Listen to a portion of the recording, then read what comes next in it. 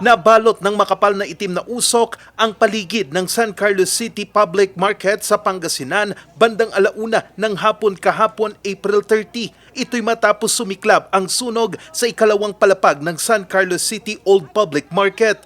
Ilang residente ang napilitang magtakip ng ilong dahil sa kapal ng usok. Accordingly sa mga naunang nakakita ay doon nagsimula sa second floor na store building ng Old Public Market natin.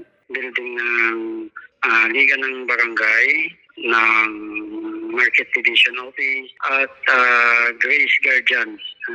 Yan po yung mga nag-occupy sa second floor na right wing po, sir. Dahil sa lakas ng apoy, itinaas sa ikalawang alarma ang sunog. Rumesponde rito ang mga bumbero mula sa BFP Malasiki, Orbis Tondo, Basista, Lingayen, Calasiao at Santa Barbara. Pagdating po natin ay talagang ang kapal ng usok gawa ng ito ay opisina at maraming mga papel, mga dokumento na nakaimbak. Idineklara ang fire under control 2:00 ng hapon at fire out 2:50 ng hapon. Hindi naman nadamay sa sunog ang mga stall sa unang palapag ng gusali at balik operasyon na ang mga ito ngayong araw May 1.